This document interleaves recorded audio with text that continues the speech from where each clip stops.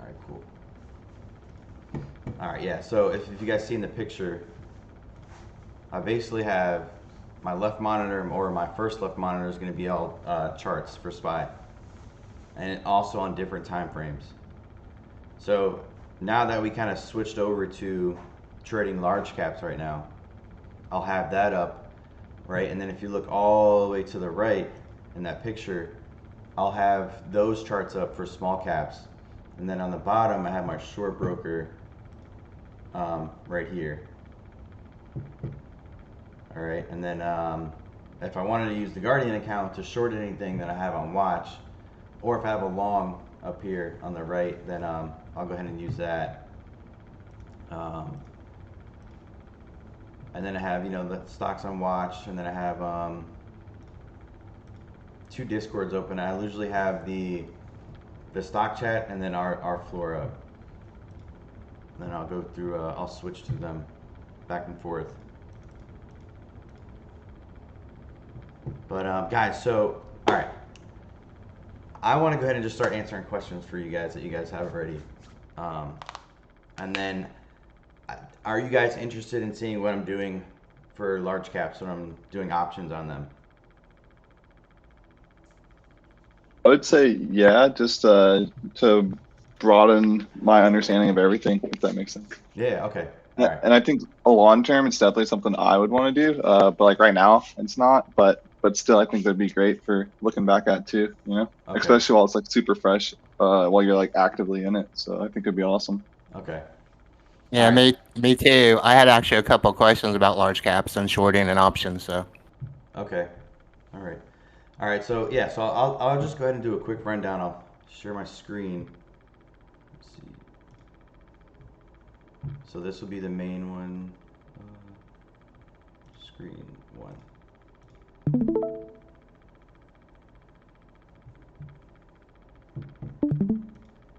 Wait for you guys to hop in. Okay. All right. So yeah. So guys, same layout with how I'm trading. I got the 1 minute, 5 minute daily up here, and now usually I'll just either push this in or keep my level 2 right here and use the active trader ladder. But for TOS, how I'm trading options is you got to go to trade, and then I usually have 12 strike prices up. You can do 14 or all, but for me 12 is enough because depending on how much range SPY is going to trade in, you're kind of getting an idea of how it opens up, or how it even pre-market open, like how it gaps up or gaps down, or the range of it from within the first 30 minutes of the day. All right. A big thing that I'm doing is instead of sitting here and like clicking through all these time frames to get a good idea of some good longs or some good short areas, I literally switched up my setup to have every stock on watch, or every time frame on watch, right over, let me see,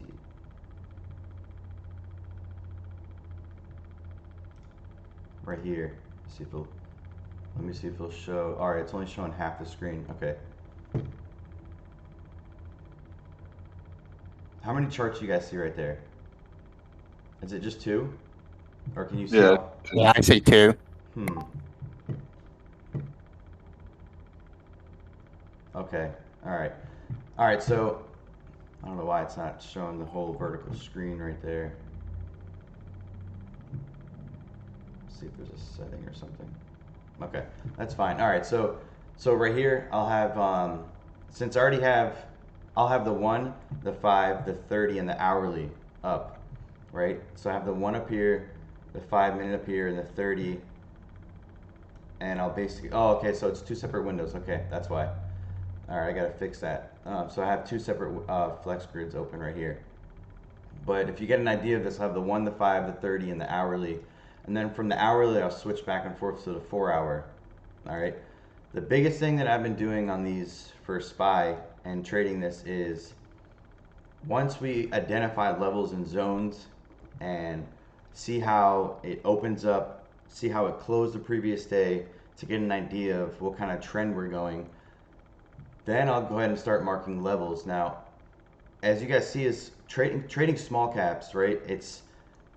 it's pretty clear on the level 2 of which direction these things are going, right? Whether we have hidden sellers, hidden buyers, like big walls, big bids, big asks, right? And this is something that I've been learning for the past month now trading large caps, is that once you, I'm going to go back to my main screen. Once you see the direction that these things are moving, right? Once you see that, hey, like especially on Friday, right? This thing gapped down, right? And you had a whole bunch of upper wicks right here. This is a pretty big level for SPY to actually get over, all right? What I learned is that once these things start to reverse and get to these levels, then I'm want to pay attention to the tape in level 2. All this in between, once they dump and they're sitting here trying to reverse. Oh yeah, I'm definitely recording. I think someone else. Okay, yeah. Once these things actually reverse and start getting to a zone or a big level, that's when my eyes are glued to the ladder, the level 2, and the tape. And what I want to see is things speed up to these levels and how they react. Like especially right here, when SPY actually pulled down and try to test these levels again right here, and then even right here, okay? Then I want to see the tape speed up. If we have some type of candle that actually rips like this, I remember yesterday on Friday, the tape sped up right here, and once it started to speed up here, it slowed down and then dumped to the other side. So when I'm trading these things, I'm looking for speedy action at key levels, because when you're watching this, even then going into next week, you know, watch how these things, this right here, this type of action is going to be super slow. All right, once we get to key areas, things are going to start speeding up. I don't know if you guys saw, especially, what was it? The day before. Okay, no, it was this day right here. All right. No, it was a 390 hold. Here we go. I don't know if you guys remember, but once this thing broke right here, let me go on the 1-2. It was actually pretty insane. I'm going to go ahead and start recording these screens too on these because... Oh, hold on. 1 minute, 5 days. Oh, I picked 4 minute.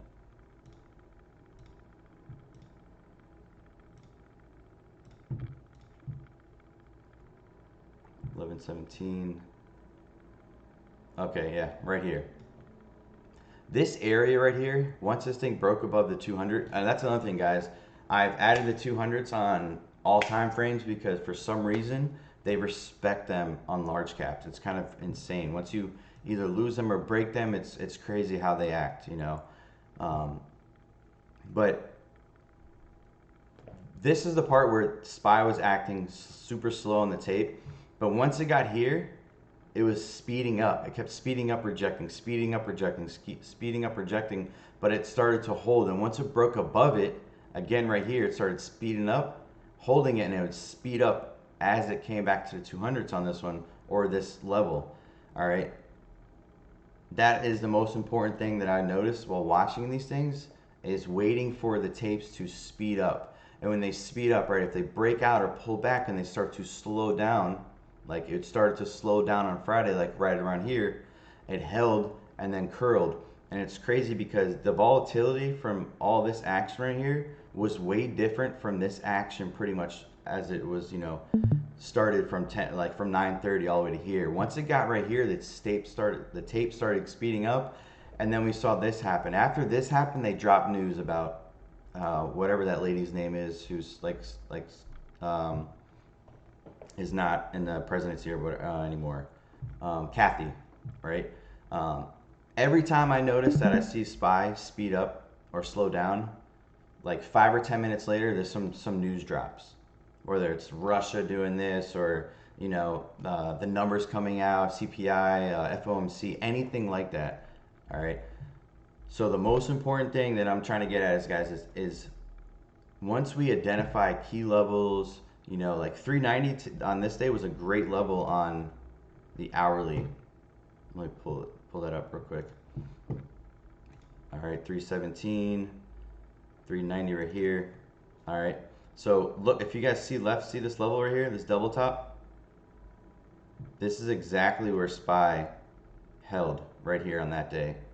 All right, And the most important thing is that on this day, this thing gapped down. All right, this thing pre-market gapped down. So if you're trying to short something that already gapped down so many points, right, 6, 7 points, you know, it's pointless to try to fight the trend if it's not going to actually break a key level on the hourly right here, zooming out. All right. If you guys would have watched this too, moving forward, I just want you guys to watch how the tape acts at these key levels, because guys, there could be huge walls on these and you just see them get like obliterated, and you know, it's like that wall was there, it has no meaning anymore, just because now the tape's switched and it starts to speed up.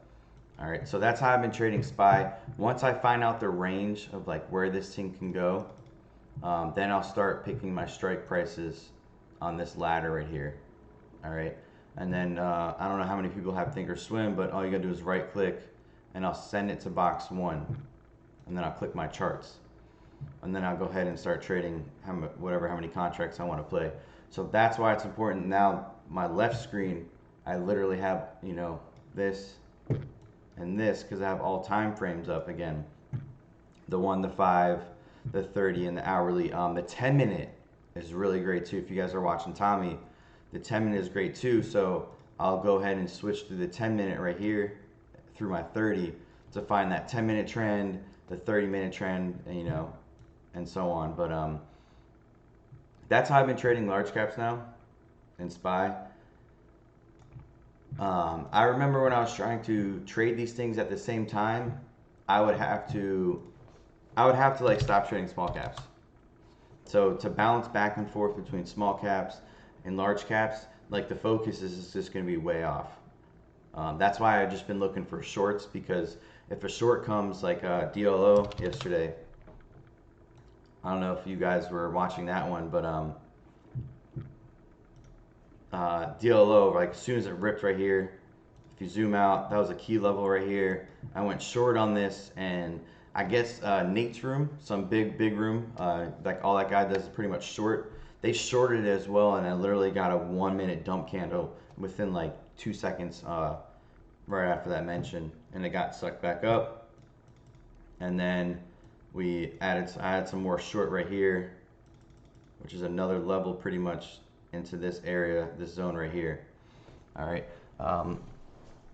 So that's the shorts are a little bit easier, because once they start popping and getting extended, you know, it's just, to me, it's just an easier short. I really don't have to, you know, pay too much attention. I just have it up on my right monitor, hit some short, looking for some type of scalp to get out of it right now. I think right now with this type of market too, if you guys are not scalping and just taking some off the table for small caps, you're either breaking even, or you know, it's going against you faster than you anticipate on some of these. All right, so that's what I'm doing for large caps. My main focus moving forward into next week, and actually probably pretty much for the rest of the year in December, if small caps don't heat up, because I'll hear them on the scanners, right, the Momo scanner and stuff, and then I'll go ahead and put them up into you know, the watch list. That's I'll just pull into it, change monitors. So I'll just pull them up, you know, if I have anything that I want to keep on watching small caps, I'll pull them up, and I'll probably keep the 5-minute time frame on, because I'm looking for some type of 5-minute pullbacks if things get extended. And if it's a fresh play, I'm looking for the flag still. I'm not switching up on those, or a pivot play. And then if not, I'm looking for a stock that gets just super extended, and look for a short to shorten the Guardian account.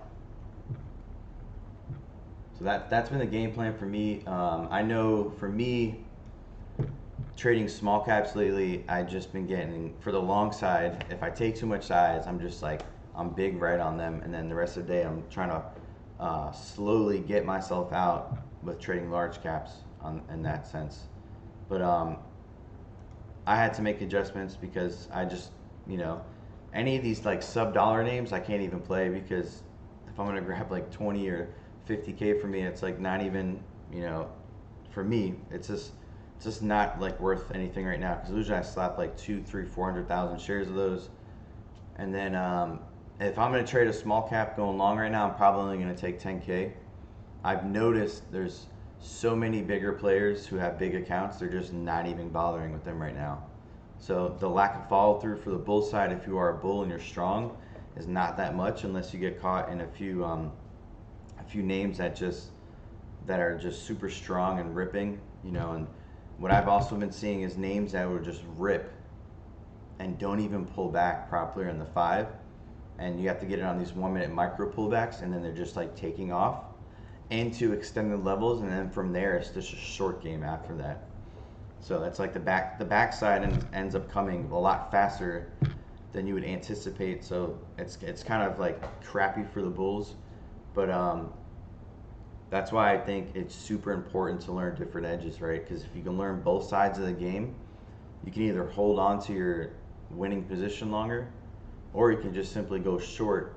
And now you're looking for the buyers and the things you would on the bull side to kick in order to either stop you out or hold your short position longer. All right. So those are the adjustments that I made. What questions do you guys have? Like, what are you guys struggling with?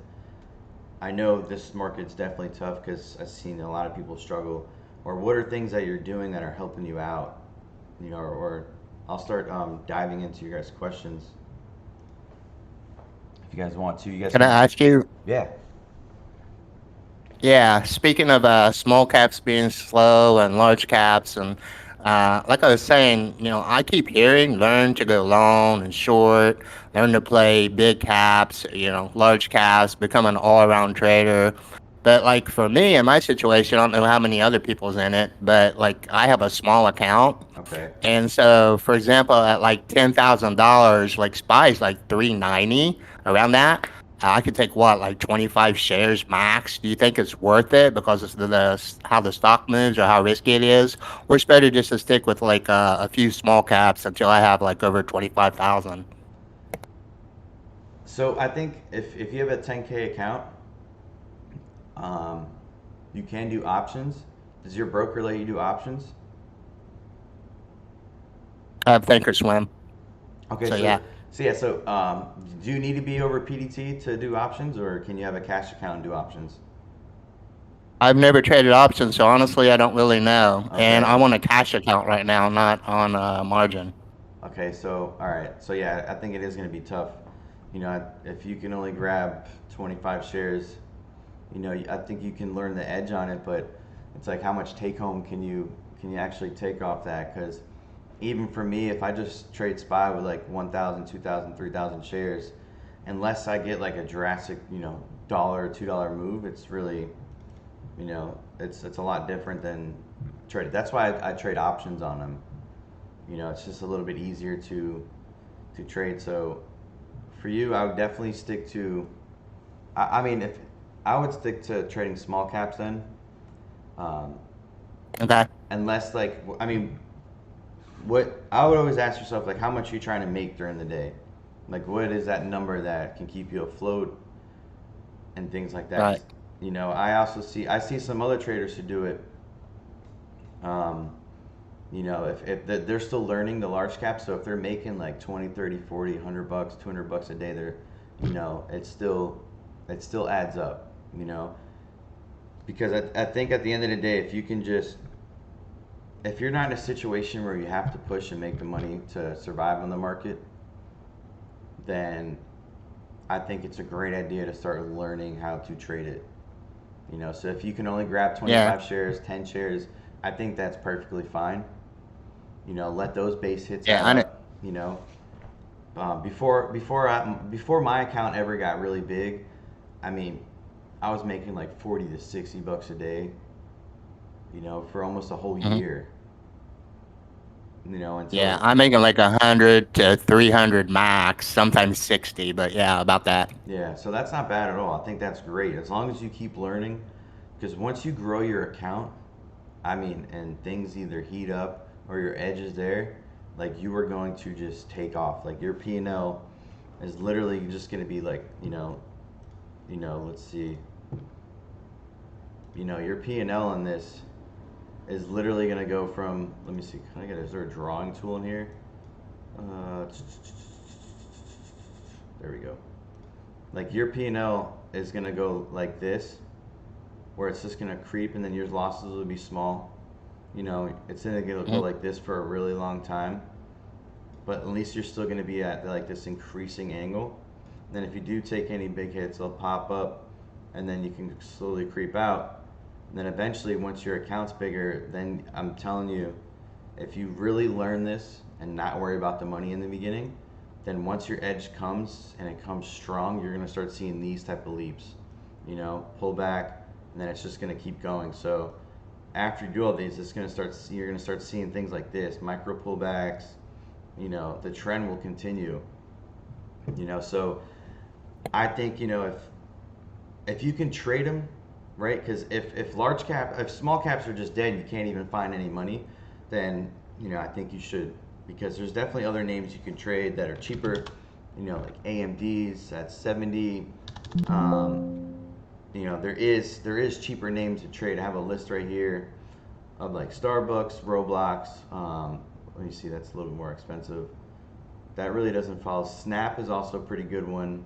You know, there's also different sectors like the oil and the gas. You know, but I would try to find ones that have like really good volatility. There's also NVIDIA, NVDA. You know, it's $200 cheaper than SPY right now. And NVIDIA and AMD. You know, you also have Apple. You have Ford too. This thing is a huge float though, but it does trade very similar to how the overall market's trading. So there is other names that you can. SQ is another one, but I mean this thing has just been pretty much, you know, it's just been selling off right now. For me though, I just want to focus on SPY for large caps. But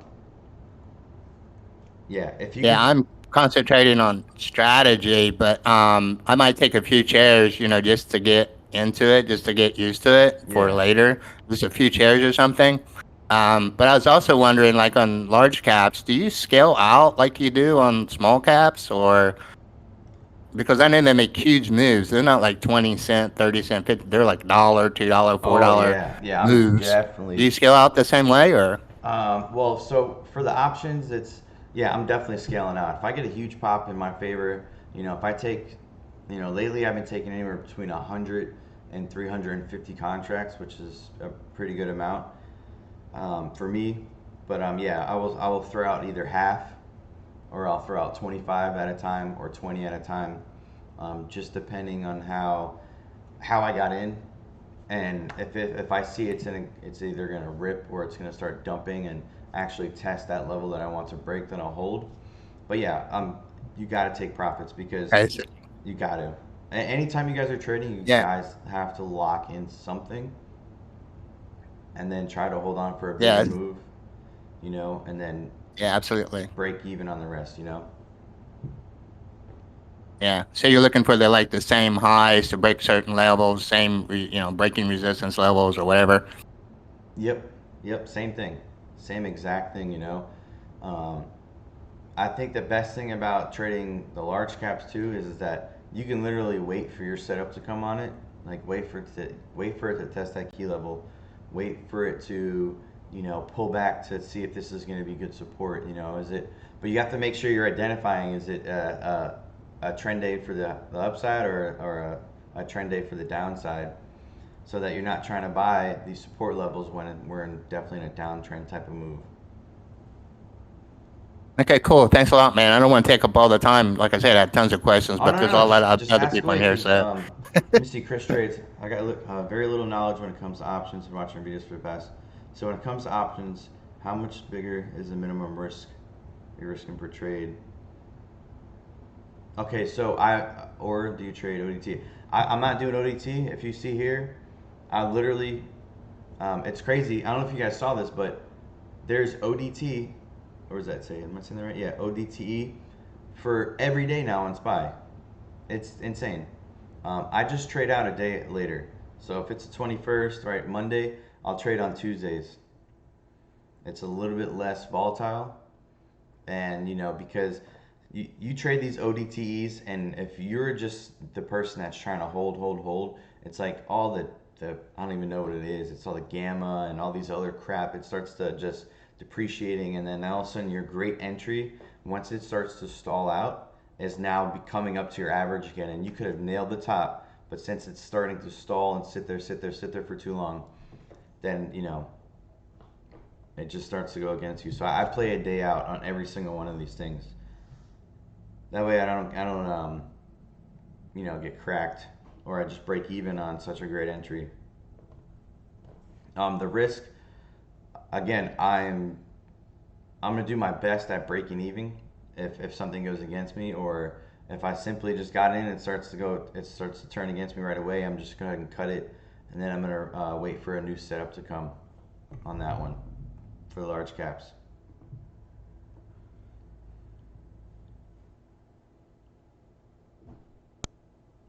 All right, so that's a nice one. I like the ones that. So it's a hierarchy of bearish things you see on the tape when you're in a stock. Yeah, if if we're seeing something for the bears, if there's a hidden seller or huge walls, and especially if there's multiple walls, like right. So if you're trading, especially like DLO, you know, if there's multiple walls, say you got a wall over here at 13 and then another wall at 1305 and 1310, like there's just, and then maybe they crack the 13 wall, and then you have 1305s getting chipped, and then all of a sudden you see the bid start dumping, that's going to be bearish. Anything that comes to a key level, or if you have hidden sellers, because what's going to happen with these hidden sellers is that the bulls on the overall market are going to give up on the small caps. They're just going to stop trading them. There's no reason to buy. So if there's no reason to buy, if they do enter the trade and they see that, they're going to start dumping, and then the price is going to start declining again. How do you go about entering a tweezer bottom? Okay, that's a good question. How do you go about entering a tweezer bottom, especially if it's not quite at the 80 MA? If you're going to start playing tweezer bottom reversals, sometimes what I like to do is I like to see it form.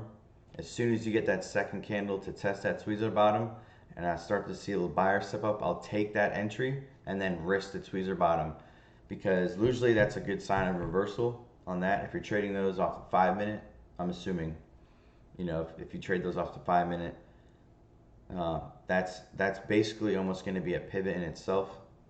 So I definitely look into that. So there doesn't necessarily have to be a pivot there. It can literally just be playing the previous candle, and it is on the 5 minute. Okay. Yeah. Cool. Yep. You see a nice tweezer bottom, you see some volume coming in. You can take an entry and risk that. I remember. Right. I wish there was this other guy who used to trade with. We used to do that a lot. Like, see right here on DLO. So this thing breaks the 5 minute 8, right? And then it just basically puts in a tweezer bottom right here. So once I see something like this, I'm gonna match it up real quick. Here we go. What day is this? 11/18. This is just an example. Right here. So basically, and this actually kind of breaks it a little bit, but on the 5 we got a tweezer bottom. Once you see some buyers step up like this, like I will enter it really quick, and then you're gonna risk this pivot or this tweezer bottom right here on the 5. Was it off by literally 2 cents? But yeah, because sometimes we're not going to get that beautiful flag, but tweezer bottoms are nice signs of reversal, so I would definitely try to hammer that too. Sweet. Thanks, man. Yeah, you're welcome. Let me see if we have a move like this with no stair step down.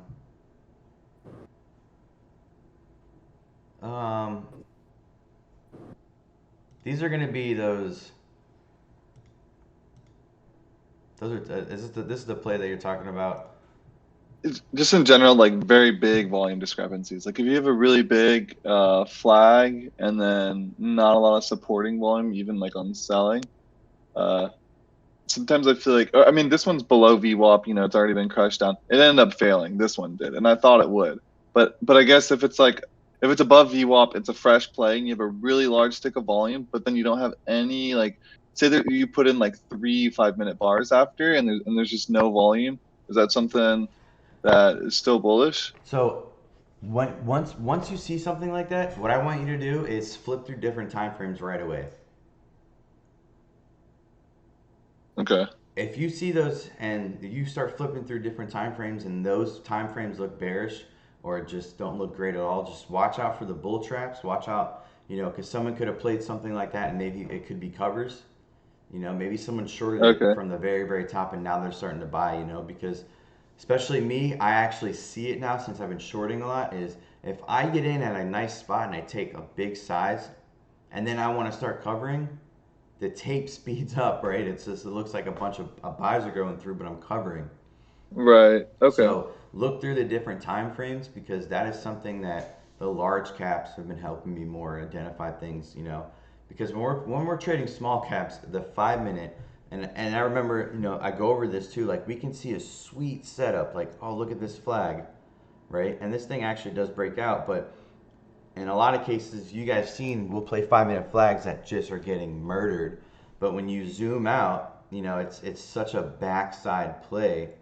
In this case, this thing dumped, but um, now we're above key levels on this. So this to me was a valid flag to actually play in general. But just make sure you zoom out and then flip through a couple of different time frames. So if you're trading the 5, just like maybe click the 30 or the 15 or the 10 real quick and just see something else that can make sense.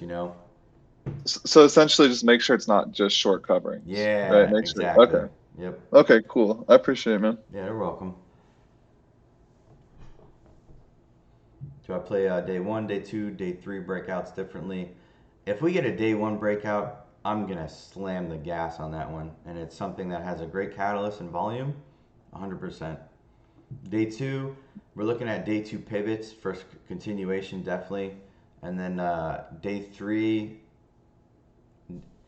So day 1, day 2.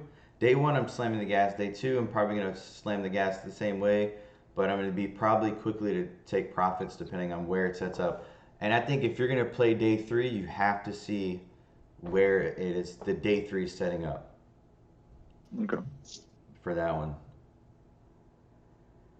Recently, my focus has been on the short and long side, but I think I've been distracted from my edge. Conditions. Okay, there's nothing wrong with sticking to this edge right now, right? Um, but I think, like you said, you have to be in complete scout mode. If you're sticking to this edge, if we get just sometimes even if the 5 minute candle makes a new high and you bought the lower dip on the 5, like that might be a scalp in itself. I think as long as you're sticking to your edge, because I see flags, like Sally's definitely playing flags, and I know a couple of other you guys are still playing flags. I think, there's nothing wrong with that. I just, um, listen, if you're not slamming a lot of size on it and you're getting in, you're riding it, and you're taking your profits, still do that. Um, Gotcha. yeah, just for me, I've been focusing on the large caps too. I have been playing some flags. Like, we definitely, oh, man, Sally, what was one that actually broke out, kept ripping, and closed strong on the day? I forgot which one it was. It was it was on Friday as well, I believe, or Thursday. I think Trying to TVLT. remember. Oh, TBLT. Oh yeah, yeah. Oh my God, yeah. Hold on. It wasn't. It was. Wait, no. That was a while back. It was a while back. Yeah. It was this one. Yeah. Oh my God. All right. So yeah, it was this one. It ripped from 280s all the way to $4, and this thing just never pulled back. The difference between all these is, guys, I don't know if you guys, this tape right here was so strong. It was just, it did not want to pull back anymore. And every time shorts got in on this one, they just got squeezed out. Um, yeah, so they're there. So if you take a 5 minute entry, there's a nice one right here. Look at perfect stair step down VPA right here. And then you got one right here holding level. And this is one of the ones that kind of forms almost a tweezer bottom hold right here. But I mean, you get back to back stair step down VPA. So they're there, right? As long as you're playing on these and you're watching the tape, you know, you're perfectly fine. This one right here, I slapped up 40,000 shares that day. That was definitely nice, but I did scale out a lot too quickly. But it was definitely a nice win for that day. Then you got this consolidation right here, pulling back to this key level right here, and it never broke. It just took forever to go on this one right here. You know, it held pretty much $3 the whole time. And then you got this nice low volume VPA right here, consolidation. And then it starts to rip with volume. I know shorts got squeezed because some of them shorted it up here, and then it just held, it never broke. And then, you know, this is what small caps do right here, right? So you're gonna start learning this, is that you're gonna start seeing these people, the MMs, whoever's in control of this stuff, they will run this thing up, right? And you'll notice it on the tape for small caps, and then they'll bring it all the way back down. You know, bad earnings, whatever. I don't know if this thing had an offering. Yeah, it dropped an offering. You know, so you'll start identifying these things as time goes on. Like, they're running this up for a reason. You know, so you can get. All we're doing right here is, as retail traders playing small caps, is riding the momentum. You know, is there stocks that we can push by ourselves? Yeah, but as soon as it catches on, the algos and everything catches on, it's gonna go back to where it's supposed to go. You know, but here's that one. What other Discord groups? I think Cam's room is a good one. You know, I have Cam's room up. Bro, I kicked from that. Oh, you did? Yeah, I posted one of my quizzes, automatically got kicked, and I was No like, way. well, it's because it has like a link in it, which I was like, oh, that makes sense, my bad. And then I tried like Ah. reaching out, and he just ghosted me. I even talked to graduate teacher. I was like, yo, let me in. And, Oh my god. and he's like, yeah, talk to Cam. I was like, all right, whatever. Yeah. I'm not worried about it. But anyway, Yeah, probably just Cam's room. Honestly, I used to have Atlas, but I just deleted it. I just removed myself from there because I didn't want to be in there more. This RT room, this is like the first room I ever started trading in. Royalty trading. This is my boy Eric's room. You know, I like to see what he and a few people are on, but for the most part, I'll keep up this and see what the small caps and large cap room's doing. But, you know, honestly, I think we have everything we need in Goblin Gang, 100%. You know, it's okay to have eyes somewhere else just to see, because I'll have their alert room open or a couple traders on there just to see where they're at. But what traders, if you don't mind me asking? Yeah, Jordan, he's a good trader. Yeah, he's good for sure. Yeah, Jordan's a good trader. I like to see where Diego's at still. You know, Diego loves those below VWAP reclaim plays, and then, you know, yeah, he does. He loves those. And now in the hot market, those things work. Once they reclaim and they test, you know, and any of the shorts, you know, started shorting levels before it cracked and want to see continuation, stuff like that are good. But cool. You know, appreciate it. Yeah, you're welcome. Something related to that. Yeah. Like with when you're getting, do you keep notifications on and get notifications from Twitter or different? Because when I do it, somehow there's notifications cover up my freaking level too, so I turned them off. Yeah, so mine will pop up right here in a little square. Yeah, dude. So is this where you keep your level 2 on the bottom right screen? Just like, yeah, okay. Just like you do. Yeah. Oh, so yeah. I mean, yeah. Sometimes it gets annoying, you know, and then I'll just start muting the rooms.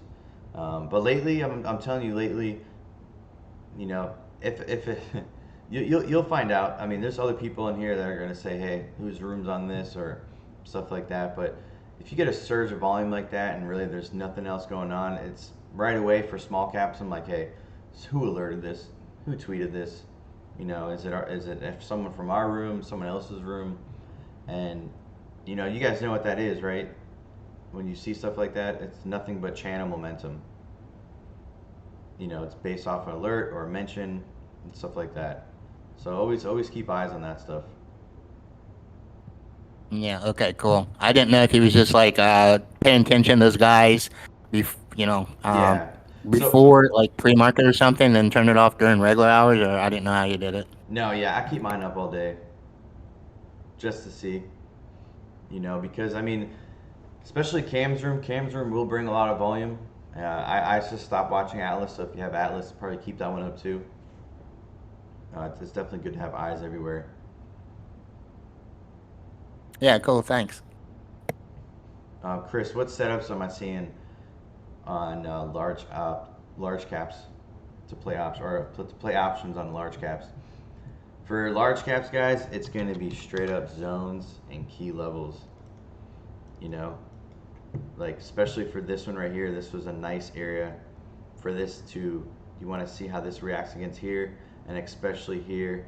And then when you zoom out and you look left, right, on all different time frames, you're going to start seeing, what levels are these things to really short from. And all I'm doing, guys, is pretty much what a lot of traders are doing, is just flipping through, larger time frames. Like right here, if you see this spot right here, this was, since we're in a downtrend, this is exactly where this short came from yesterday, was right here against these levels.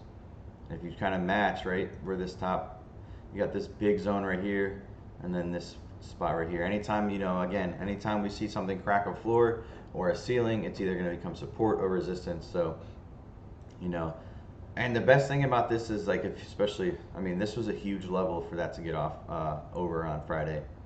395, 394s right here. All right. Same thing with that day on yesterday with this 390.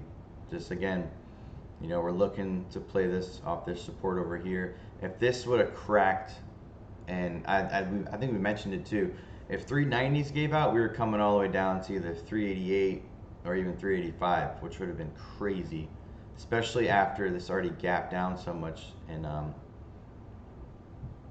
what was that? Yeah, it gapped down pre-market that day. So definitely. And small caps, pivots, and flag, that's all I'm playing.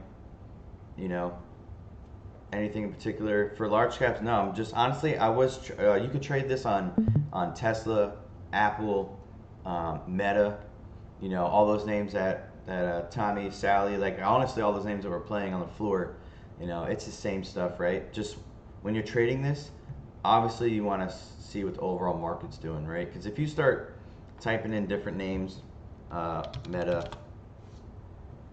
I mean, look, so let me see if I can pull this up, right? I actually did a video on this one, so just to get an idea of how they're actually trading. What was another one we did? Meta. Tesla's just been on its own thing. I mean, literally. So again, I have the crosshairs on this, right? So pretty much you see everything dumping out of the open, right, across the board. All right. What you want to do is see ones that are following it to the T. And if you see Meta is just doing its own thing, but eventually gives out again. But when I'm trading other names, if I miss one and look for another one, basically what I'm getting at is you want to see the overall market. How is it trading? How is it trending, right? If you see most of these names, right, they kind of have this gap up on them, right? Gap up. This thing kind of trended up a little bit at an angle. This Apple too, right? And you can actually switch to any of them all the time. They kind of give you this little gap up, fade. AMD, pretty much, yeah, gap up, fade. So if you're gonna trade the large caps, see what the overall trend is. You can flip through a bunch of names and find out which one's doing what, and then back to ticker for this one. If your account's not big enough and you need to trade something smaller, there is other names to trade, right? I would pick a few though and learn how they trade on the tape, right? It's better to learn 2 or maybe 1 to 3 names max than sit there and come up with this list that's like 20 tickers long and try to trade all them at once. So stick to a few on the large caps, stick to the edge on small caps, all right? And then go from there. Um, what's up though? More questions. Let's get some more questions going. There's some in the underdog trading room chat. The one that's like attached to this Oh video. yeah, that's right. Okay, thank you, Sally. Um, I think Mobius Blaze had one. yeah, let me go through that. You guys had these? Oh, all right. Yeah, you already answered on mine. Appreciate it Okay. again. Oh yeah, forgot about these. Whew. All right. Got yours. Is he in here? All right, he's not. But no. So, my advice. I have a different. I'm just gonna answer this. I have a different outlook on trading, on paper trading. I've never done it, so you know, I think you can trade paper all you want, but as soon as shit hits the fan with real money, that's when things start getting to a different nature of the beast, right? Because you can trade paper all day and say that one day you use cash and you're like super confident and the trade just goes against you, whether you get a kill candle or it just doesn't even go, how are you going to react in a situation like that when you've just been trading paper all day and you kind of just be like, all right, whatever, it just didn't work that time. It's a lot different when, say, you have a small account that's like, all right, 10K, and all of a sudden you take a 2,000 loss that day. That's a pretty big loss for the small account or a smaller account. Not necessarily $10,000 is a lot of money. Um, so I kind of, yeah, so trading in the paper account until you have over PDT rule, you can do it. I'm not saying not do it if you don't want to do it. You can learn that way. But I think once money gets involved, it's a different type of emotion to trade with. I'm just looking down this list right here. Okay, I'm just wondering for large caps, why don't you look for like stocks in play the same way you would for small caps, like news or like earnings or something like that? So, like, what's an example? Like, so one day, I think, all right, so one day Nvidia was ripping because it beat its earnings that day, and then I remember that day it ripped like $28. That's definitely a day you want to go. But if there is no catalyst and things are just trending and they're trading just because all of our market's trading like that, then I'm gonna follow the flow on that. Um, like, are you saying like if a large cap like Apple has news? Yeah, or like a mid cap if it has like earnings or something like that, really strong earnings or So I some sort of fundamental news. yeah, It has like everyone on it, like the way like it has all FinTwit on it, same way like small caps would be. oh yeah, I'll definitely trade that one. Yeah, I'll definitely Even if trade. it's not part of that watch list, like the large cap watch list that you have. Yeah, no. Yep, I'll definitely trade it. It's just finding one, right? Because I know a lot of those earning plays, those things are I've seen them. They're like literally running off the full port steam. They'll basically ride the 5 minute 8 pretty much all day. Is there an Yeah. earnings point? Yeah, you can definitely join trend on those, 100%. From my experience watching those, like they won't trade as fast and volatile, but they'll just continue with that uptrend. So until it gets to a peak and want to pull back. If you're gonna do that, just right on the daily. If you look at all the earning days, they'll all pop up. You can see them. I would definitely compare how that stock moved that day, whether it was an uptrend or a downtrend, and trade it. Okay.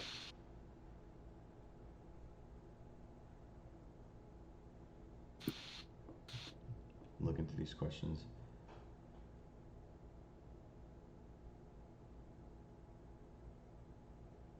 So I think the Haddon P92, he's just going over some stuff that a lot of us, we know.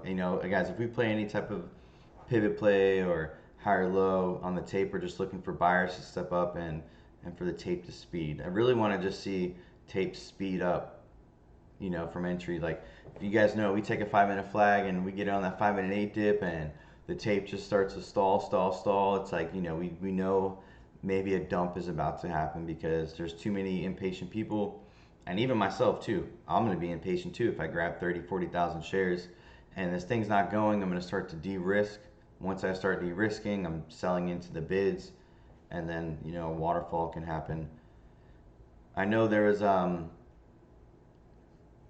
what was that flag, Sally, that on Friday it was a penny one. There was a 5-minute flag and it dumped. The VPA was there. I forgot, but it was just one of those plays where it was like stalled, and then buyers started to bail, and it Was it caused, ARDX? it was a penny. No, this one was a Was nice. it COSM? Oh, I think it was that COSM. Yeah, it was. It was this flag right here. It pulled back right here. Yep. Buyers stepped up. Let's see right here. People started getting impatient, and then it just dumped. Completely gave out. Right here. Which volume did it have? 30,000. Yeah. Whew. Gave it all back that day. These are tough right now. Especially if you want to play something like this with size. So if anyone's grabbing like, 50 to 100K at a time, or 10,000, 20,000 at a time, and it doesn't go and everyone starts to bail, it's just going to create this huge dump right here. So you got a 1-minute candle with 1 million, and then the next one 2.2 mil. So it's a 3 million dump right there with a mix of buying and selling too as well. If you miss entries, this is a good one. If you miss an entry in a higher low, I'm not saying don't chase it or to chase it, but I would always look for something to risk, like the next entry, the 5-minute low, the 1-minute low on this if you're trading on a micro time frame. Lately, if I missed the play, I missed it. I'll let it go. I'll wait for another day or for it to reset up.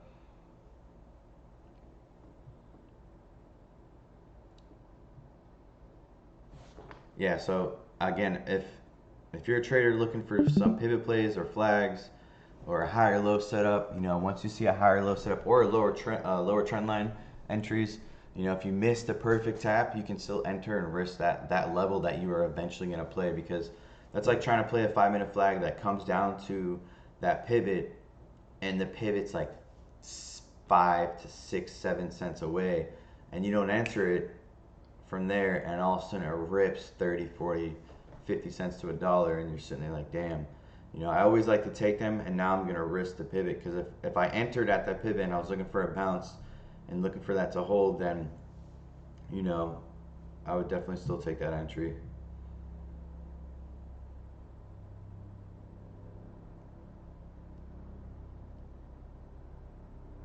All right, that's good on that one. What was this ticker?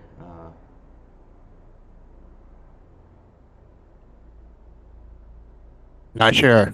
Yeah, no, I'm seeing it right here. I got the.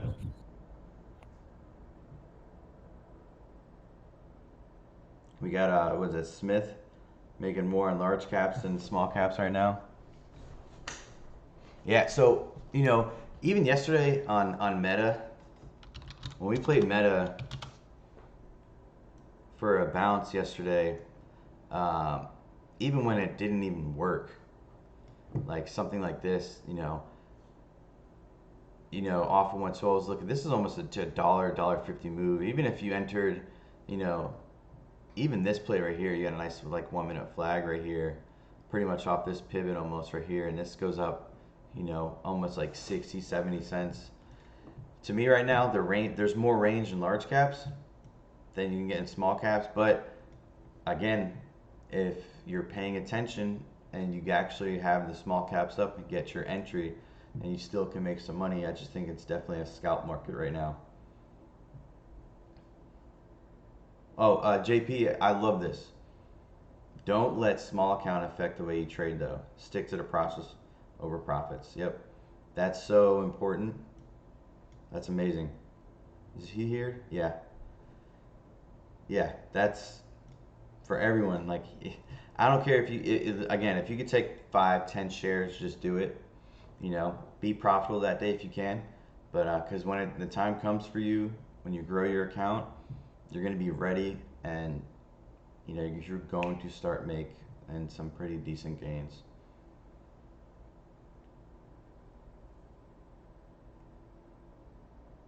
All right, so you guys started talking about some other stuff. That's fine.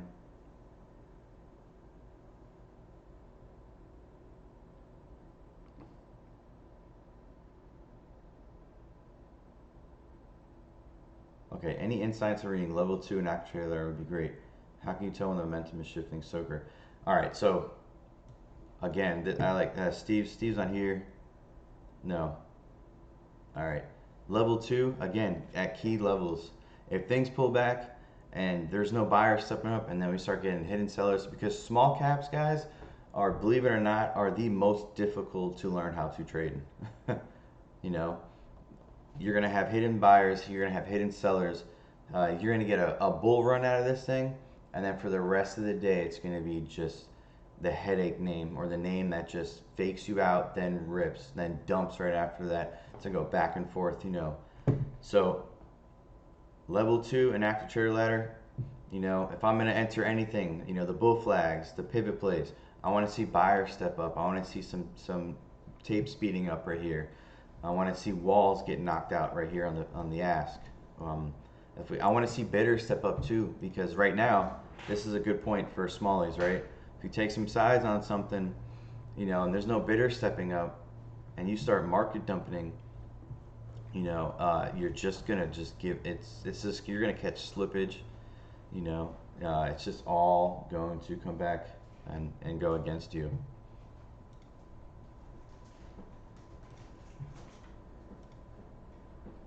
Let me see, make sure.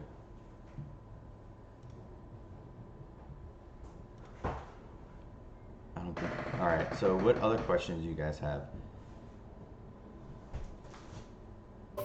Hey, Mikey. Kenny, what's up? Hey, man. I had a question in regards to how much wiggle room do you give something like when it's pulling back to like a pivot or the, whatever the ideal entry is on the when the EMA meets. Let's say the ideal entry is 268. Like you said, you got to get in. You're in at 272 or whatever, a few cents above. When it's pulling back and it's testing that 268 level, do you give it wiggle room? Like if it hits 267, are you out, or do you give it a couple of cents, or what's your play on that? I'll typically give it about 10 to 20 cents max. Like 20 Okay. cents is my max pain, because Okay, that's good to know. yeah, it's only because, like, and then it's gonna suck too when it hits your max pain, you stop out, and then it dips down just a little bit more, and then it rips.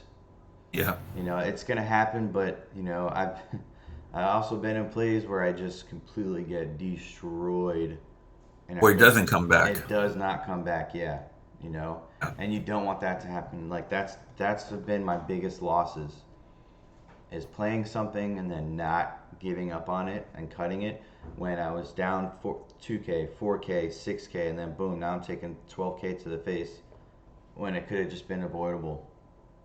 You know, it would have. Do you ever have you ever or do you ever average down?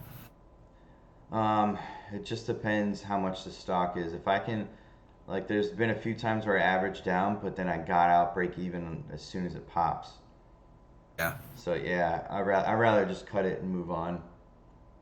Okay, cool. Thank Yeah, you. because you don't want to get caught. Because if something's gonna bleed, you know, you got to think about it as a bull, right? If something's starting to bleed out and you're a bull, it's like you're not gonna want to buy the setup anymore. Because if something starts giving out, you're gonna get this nasty look on all time frames, and it's like, what's bullish about that for other buyers to step up? You know. Good point. But if there's another level, like say, hey, all right, this was a level, you know, I don't know, CGL though, maybe just an example, like, um, you know, I don't know, maybe this tap right here, and this is from here to here is like 30 cents or 20 cents. or from this pivot right here, yes, 1160 pivot. This flash dips, you can't get it, and it's a good 20 cents. You know, if this 20 cents doesn't hold in this pivot, I would just always look for a next level or another entry to look over. You know, Okay. yeah, you know. But I think to get in the habit of being disciplined on your setups, give it some wiggle room. But again, if you don't see the tape speeding up or buyers pulling in, then you know most likely everyone else is gonna panic too who took that entry with you or is trading and create more of a downfall. Okay, cool. Thank you. You're welcome. Sally, how do you identify stop losses for options also, which expiration strikes? All right, so I don't think you're here for that one. So on with the SPY, if you see right here, I have 12 strikes out right here. As soon as I see, right, so the best thing about large caps is that you can map these out like nights before, previous days, you know, so it'll be great, right? So once this thing, see the range that we have right here, pre-market, some 393 all the way to 397.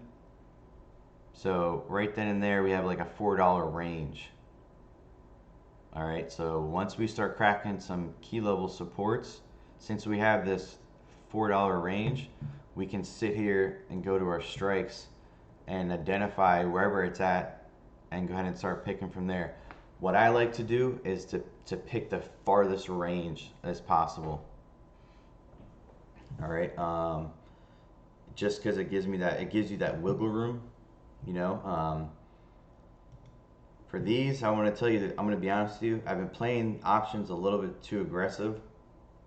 So I think going into next week, I mean, I've been slamming like 100 to 350. The most I slammed was 500.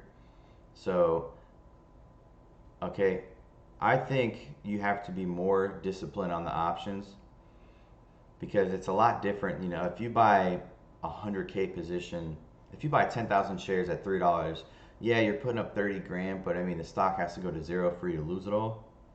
If you enter an option and you grab 50 contracts and it goes against you, it can be like a way bigger loss than, I don't know, you can put up 10 grand for options. You can lose that whole 10 grand if it goes against you and you don't cut it. And then you exit the trade and you just blew up your account or you blew up your position right there. So I try to be really particular on that. Right now for my options trading, I've been giving things a little bit wiggle room, but that's like maybe 10 cents per contract, but that's $1,000 on 100 contracts.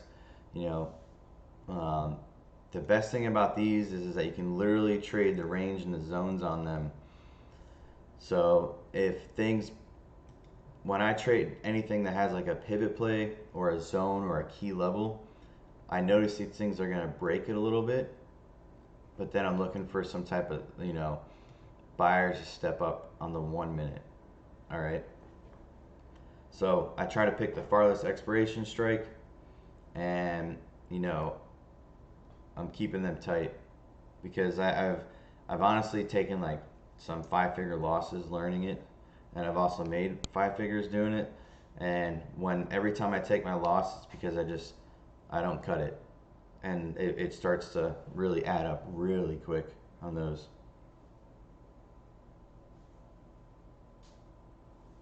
Yeah, SP trades. Yeah, I'll definitely go back. I'm gonna definitely be out unless Sally, because you know I depend on a lot of you guys too now because I'm trading these large caps. If you guys don't call out something crazy on the floor, then I'm probably not gonna hit it. You're welcome, man. But if you know, I've seen so many people switch over to this, which is fine. But I love small caps. When they heat up, I'm gonna hit them so hard that it's gonna be insane. You know, because we had a couple hot months, and within those hot months, if you hit the gas and you prepared for it, you can literally, I can take off for the rest of the year.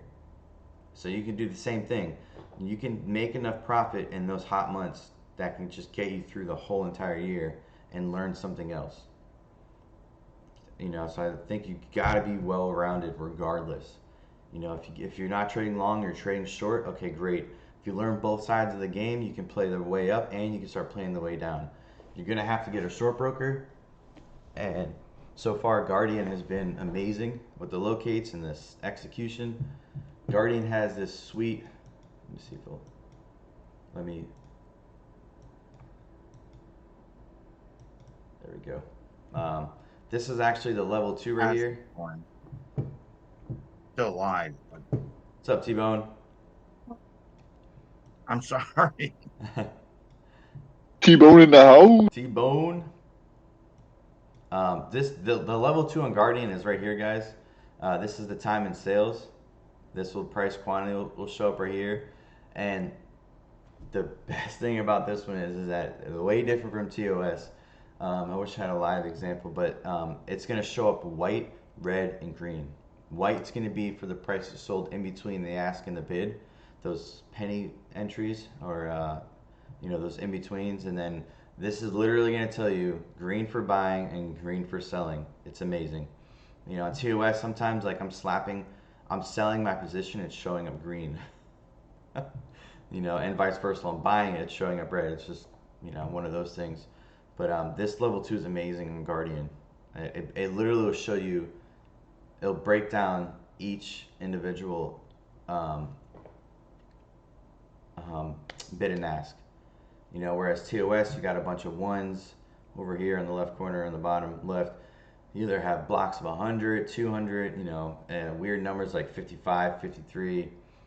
This is going to break down the actual whole entire share quantity for each individual route. Quick question on that, if you don't mind. Yeah. Whenever you do move back to small caps, like if it heats up, are you gonna be looking at the Guardian level 2 then? Because it does seem superior. Or are you gonna stick to Thinkorswim, what you're used to? Oh yeah, I'll stick to Thinkorswim. I'm definitely gonna be using this. Honestly, I really opened this account to short only. Right. Because if we get something in the and stuff's ripping on TOS, or if we get small caps, this is my main account. I have so much buying power in this account that I do in this one. I only have like 50 grand in this account. I gotcha. Yeah, just use it for shorts. But I was just like saying, like, would you like leave it up just to look at the level 2? Yeah. Okay. Yeah. So what I'll literally do is I'll just type in the ticker right here in the corner and just use both of them. Okay. Cool. Yeah. Appreciate it. Yeah, definitely. No problem. Yeah, I like it. It's, once you start using this one, you kind of want to use it all the time. I definitely keep it up. Like, I do still like the charting on TOS, so if I'm about to hit a short, like when I hit DLO, God, I wish I slimmed like my whole entire short account into this play right here. Got super extended. It was like, oh, let me look for a 5-minute ATAP. But I saw that Nate's room shorted it too, and that's what definitely caused this thing to dump a whole dollar instantly. But I'll pull this up, and I'll literally will drag everything, super close or wherever on my right monitor, and have my finger on the trigger to buy and sell with that one. And SP trades, for the tickers, are you just both large caps, small caps? Just, hey guys, I traded this. This is why I traded it.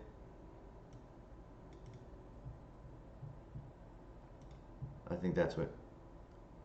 Okay, yeah, no problem. Definitely no problem at all. Let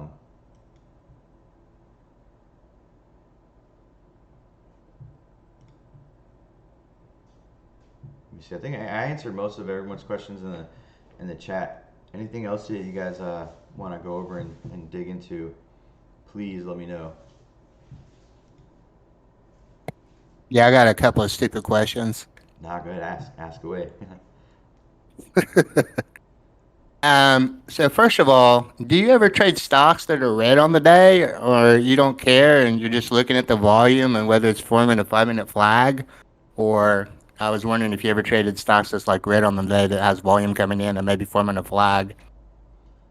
All right, so you mean just like it's just, if you look at the daily, like it's just dumping and then all of a sudden it gives us it starts to bounce, volumes can, and then sets up a flag?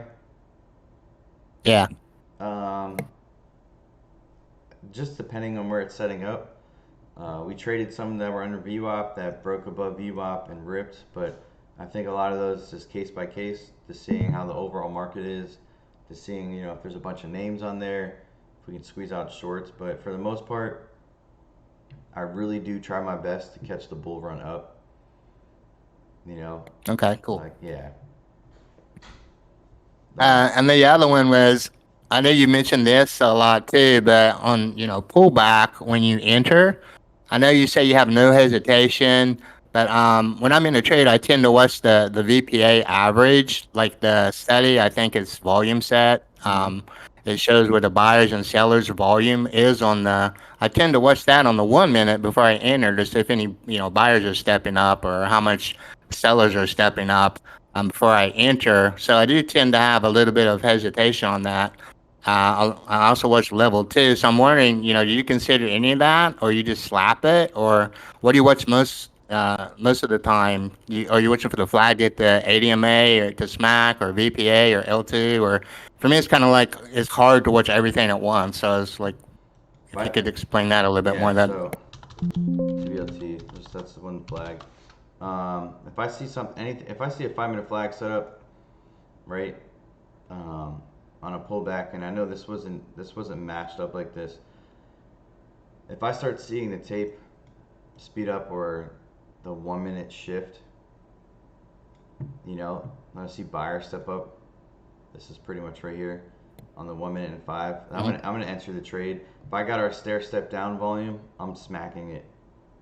Once I smack it and try to create this shift of momentum for me, myself, and then, everyone else trying to play flags too, that's going to be me. I'm going to look to enter. Once I look to enter, if I don't see the overall trend start shifting on level 2 in the tape, then I'm gonna bail. But, for me, when I play these flags against pivots or key levels, I'm taking them no matter what. And sometimes you pay the price of it just not being strong enough, and then it dumps harder.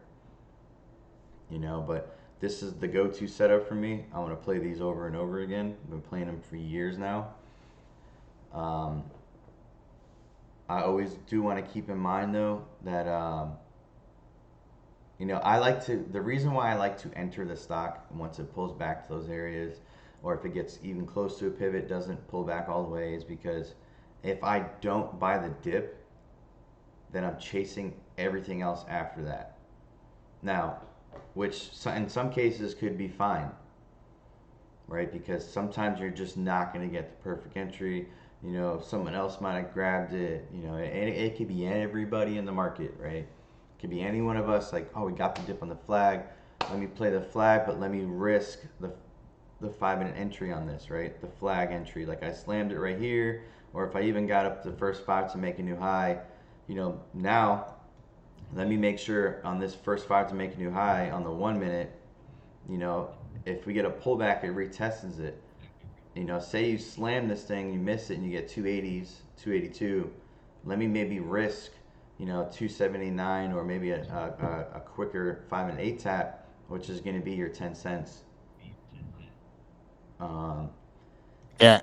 If I miss something, especially on those pivots. Yeah, exactly. So if I miss something, guys, I love buying dips. I will take full position in there. If I miss something, I might smack maybe 40% or 50% of my. If I was gonna grab 20,000, let me just maybe if I was gonna grab 1,000 shares and I didn't get that picture perfect entry, let me take smaller sides to give it that wiggle room. So if it doesn't work out, I'm not taking a fat loss, if that makes sense.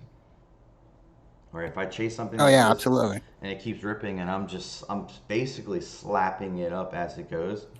Because if I'm market buying in, I might get 10K at 280, and then all of a sudden it pops up again on the 1. Now I'm slapping 285s. Now my average is like, I don't know, 282 and change, or, that's why once the Momo scanner goes and it's like, okay, well, I got to stick, I'm gonna stick to that stock, and I'm not gonna bounce around too much. So that's what I do on those. I buy the dips, I buy the pivots. If I get close to a pivot, I'll buy it. If it's not going to tap the ADMA, I'm looking for the 1 minute to shift on this one. Other traders like Sally uses a 3. Maybe that can help too.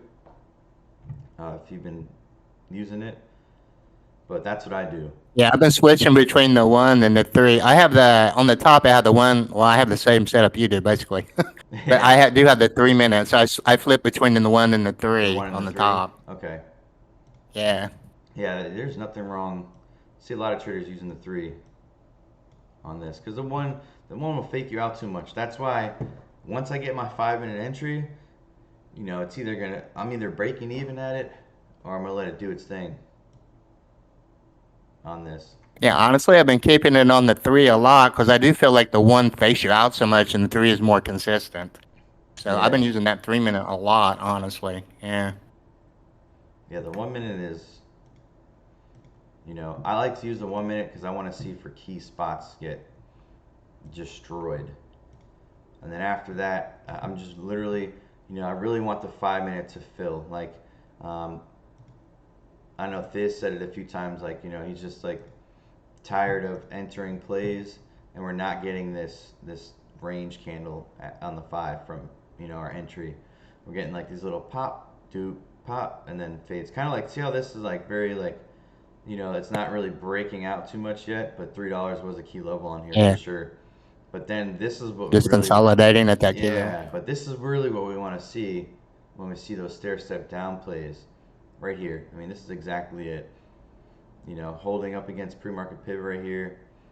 Even if it breaks this right here, this is definitely a nice pre-market high, or even here, on that pivot. But we want to see the range like this open up because it really makes it worth it, right? 274s, 275s, 295. We got our 20 cents right there. Take some profits, 100%. Keep some on because if it does a move like this, this goes back to the options too, Sally. If you grab 10, I don't know, 10 contracts, right? You scalp 5 of them.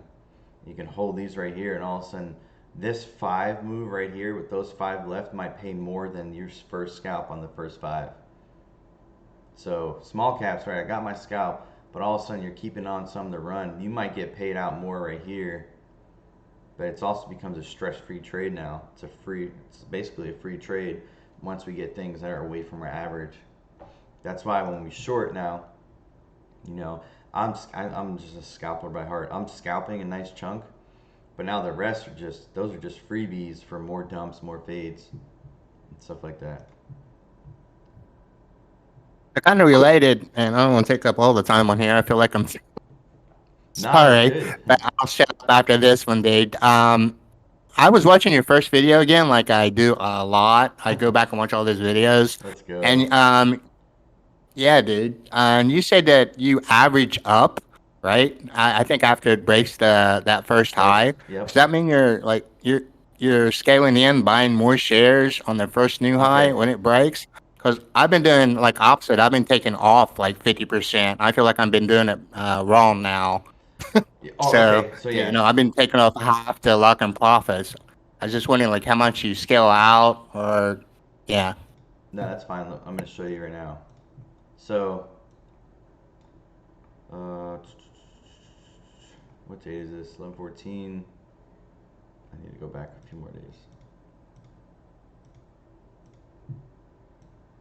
All right.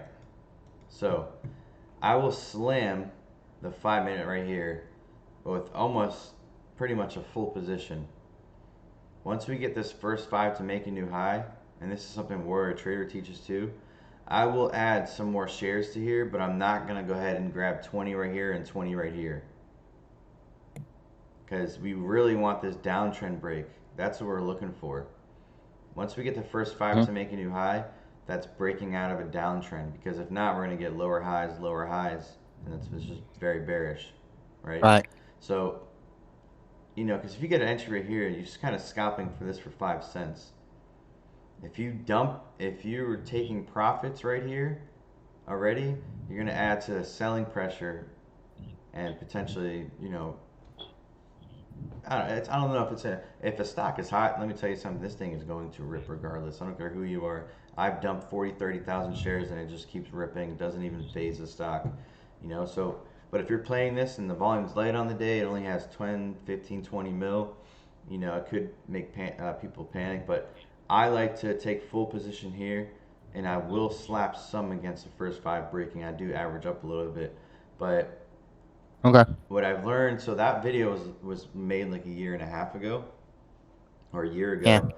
I've learned to, if I grab, say full positions here is 10,000, might grab an extra 2,500 shares to help add to the breakout pressure to get it going up, you know? Because you always got to think the opposite side, right? If I'm sitting here and I'm a bull now and I've already nailed the top of this trade, you know, and I'm looking for buyers to step up right here and for continuation after this breakout, you know, the first 5 to make a new high. I'm looking for it on the 1 minute. See the increasing volume now? That's what I'm looking for. If this candle breaks out and doesn't have no follow through like this, and people start taking profit, and then all of a sudden you start to get this dump, that's when, you know, I'm out, you know. But what I've learned was I don't want to ruin my average, because if this pops up and there's no follow through, I can get out, break even, or up a few cents, or whatever the range is, depending on the candle.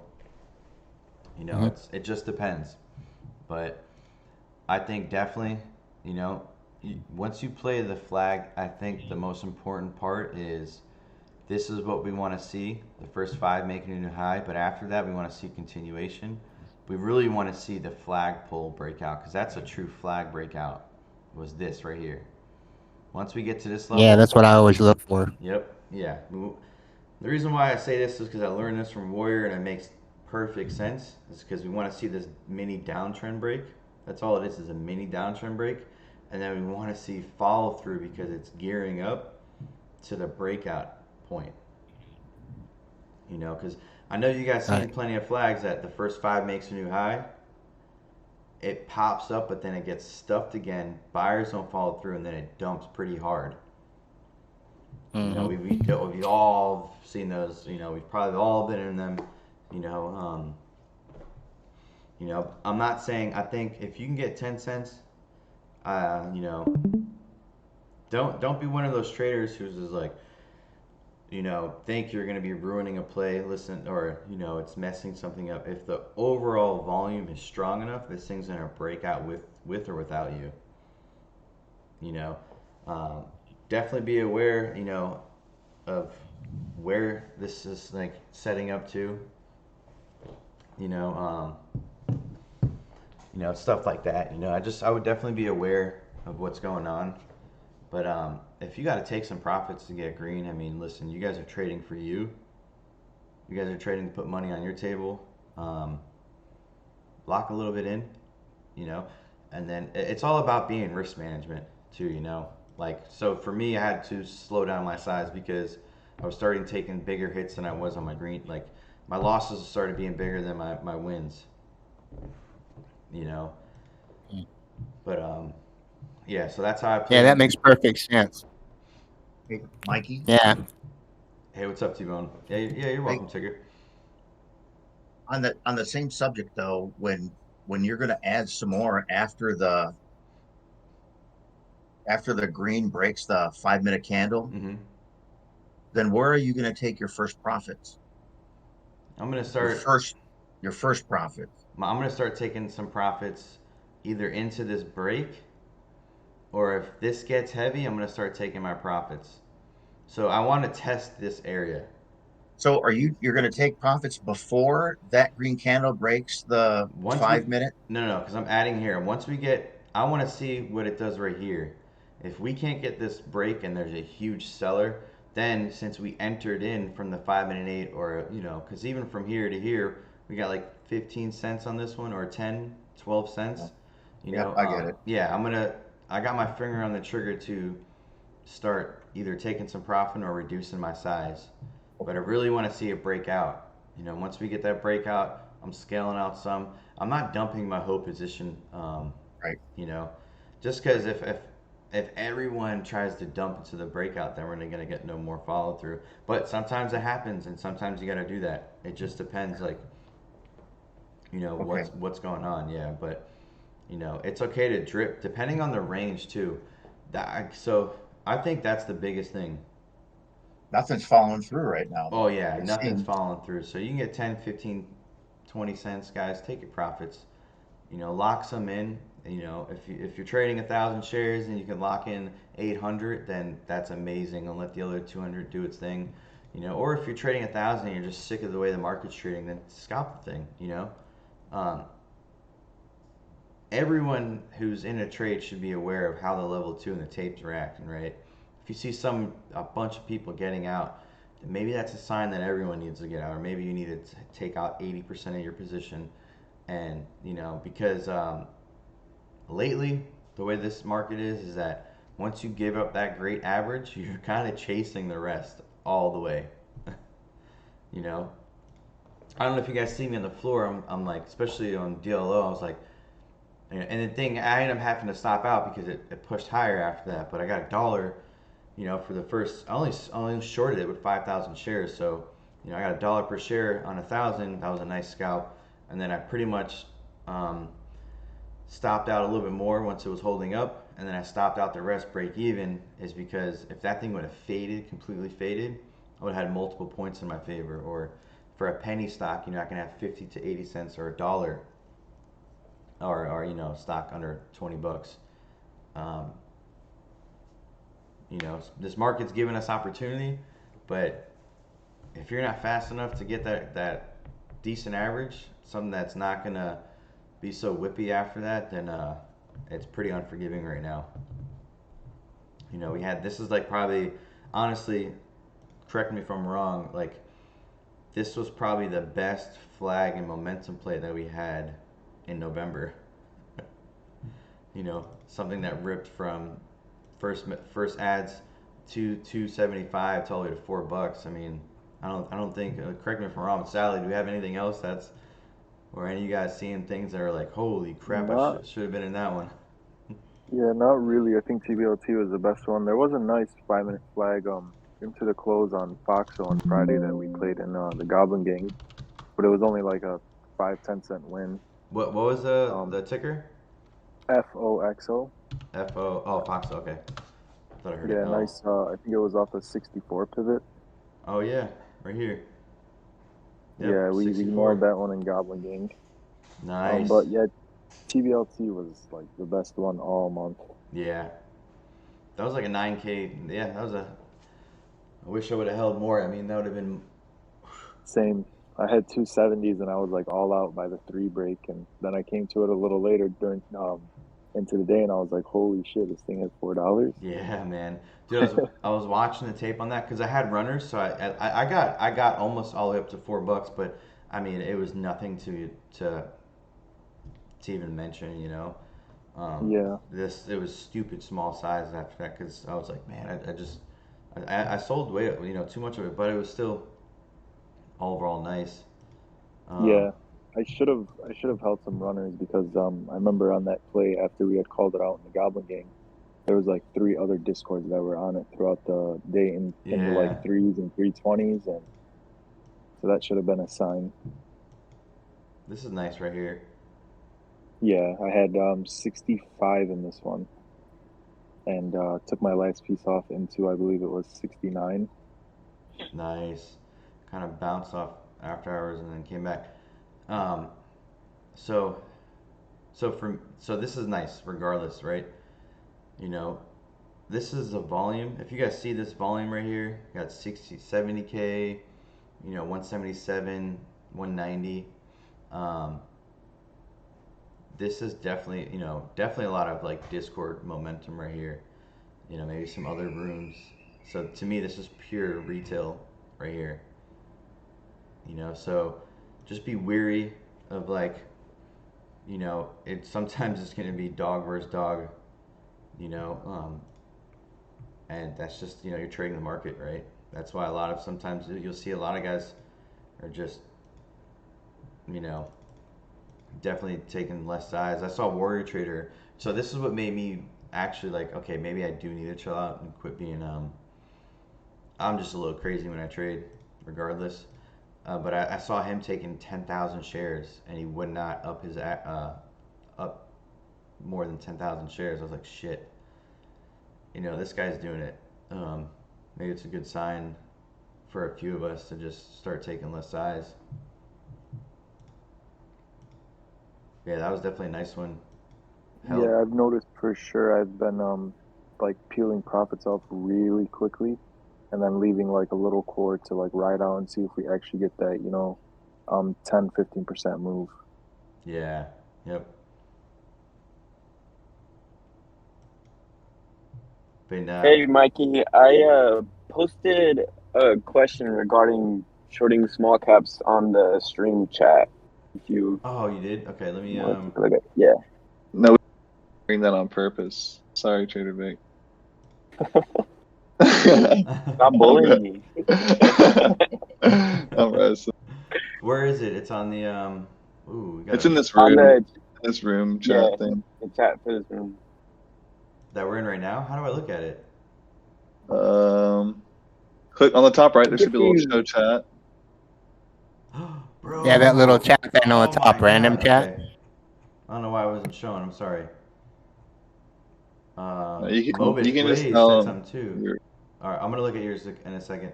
I didn't know you could do that. Honestly, what kept showing up was this. So now that I see that, so I just kept seeing this. I just kept seeing all of our names. All right.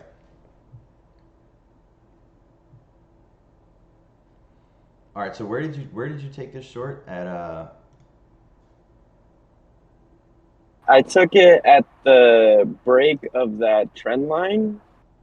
I waited for that because I wanted like to get another point of confirmation on the short side because I saw that it didn't really break out over the 215 level on the daily.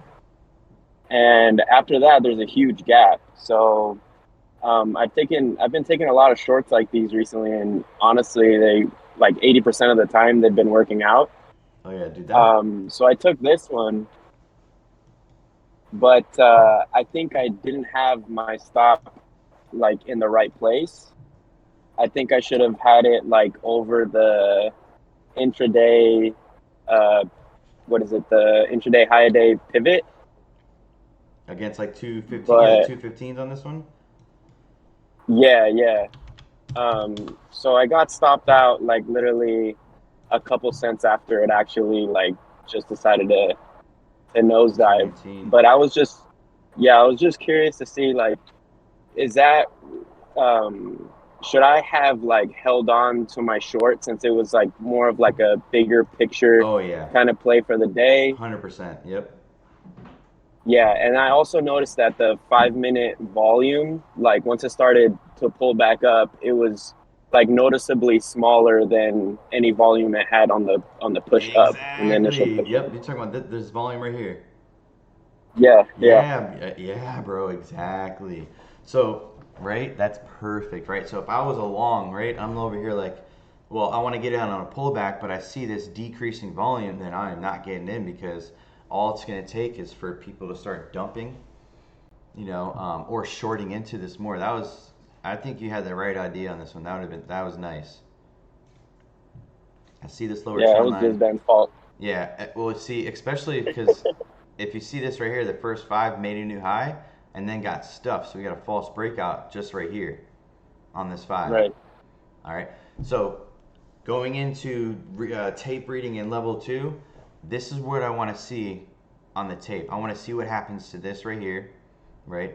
Once we start increasing right here, or even like this dump, no follow through, but since this is a bigger picture type of short, I definitely want to see this thing if it can break above, especially this one, this pivot, that pre-market or not intraday pivot right here.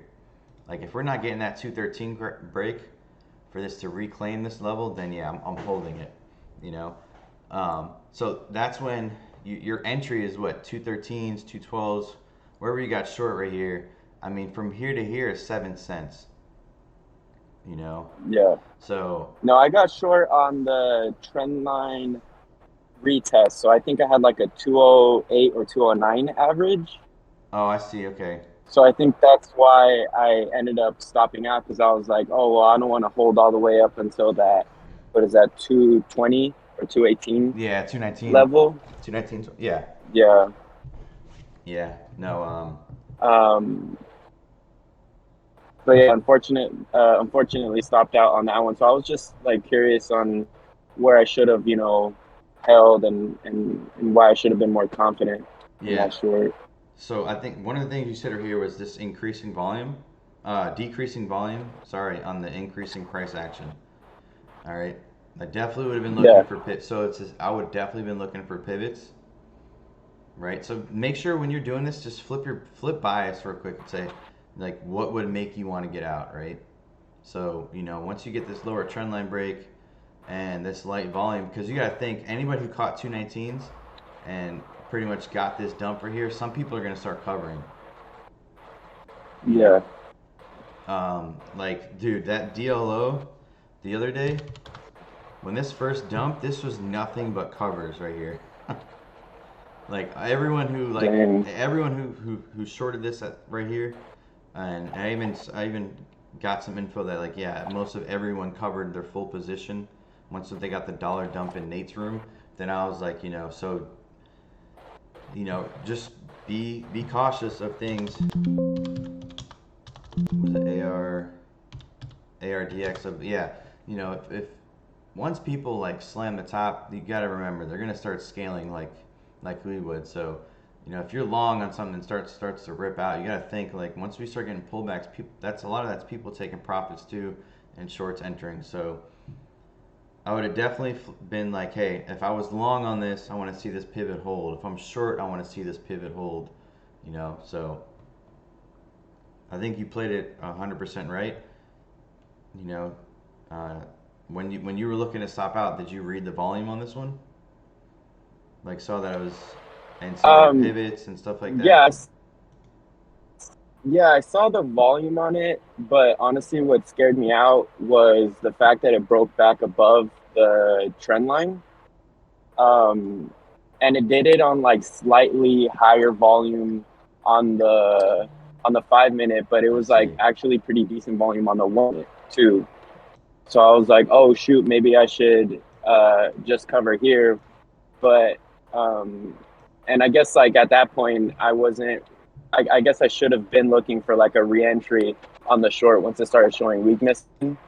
But yeah, that was kind of my thought process on it. Okay.